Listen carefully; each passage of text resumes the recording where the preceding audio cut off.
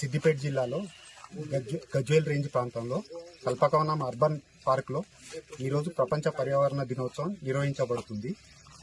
అందులో భాగంగా ప్లాస్టిక్ని నిర్మూలించాలని చెప్పేసి ఈడ ప్లాస్టిక్ని పారివేయడం జరిగింది. అదేవిధంగా మొక్కలు నాటడం జరిగింది.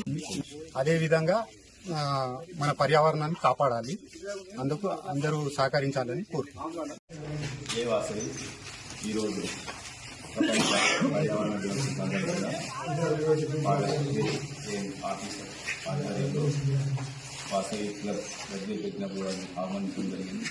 వారికి ప్రత్యేక ధన్యవాదాలు ఇస్తున్నాను.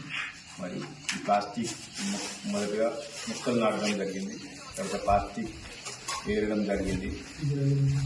మొత్తం గజ్వేల్ ప్రాంతంలో ప్రపంచం మొత్తం దేశం మొత్తంలో ప్లాస్టిక్ నిషేధించాలి. ప్రతి ఒక్కరికి ప్లాస్టిక్ క్యాన్సర్ వ్యాధి వస్తుంది.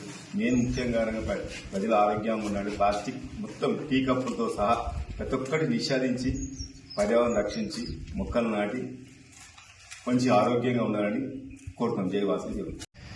అందరికీ ప్రపంచ పర్యావరణ దినోత్సవ శుభాకాంక్షలు.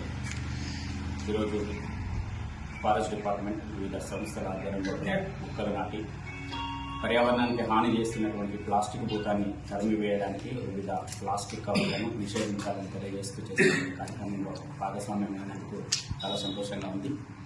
నేడు ప్రపంచం లోపల మానవ అభివృద్ధి పేరుతోని అడవులను మొక్కలను నరకడం, అదేవిధంగా వ్యవసాయ పొలం లోపల పంటలు బాగా పండాలి అని చెప్పేసి క్రిమి సంహారక మందులు వాడడం, అదేవిధంగా తక్కువ మైక్రేన్ కలిగినటువంటి ప్లాస్టిక్ను వాడడం మూలంగా ఈరోజు పర్యావరణ సమతులత దెబ్బతింటుంది. దాని ద్వారా ప్రపంచ మానవాళికి అందరికీ కూడా అనారోగ్య సమస్యలు రావడం, వర్షాభావ పరిస్థితి రావడం, అదేవిధంగా భూములు పంటలు పండలేని పరిస్థితిలో మనం గమనిస్తూ ఉన్నాం. కాబట్టి ఈ పెనుభూతాన్ని పారదోలడానికి ఒకే మంత్రం, అది మొక్కలు నాటడం. అదేవిధంగా ఈ సంవత్సరం ప్రత్యేకంగా ఈ సంవత్సరం పొడుగున ప్లాస్టిక్ భూతాన్ని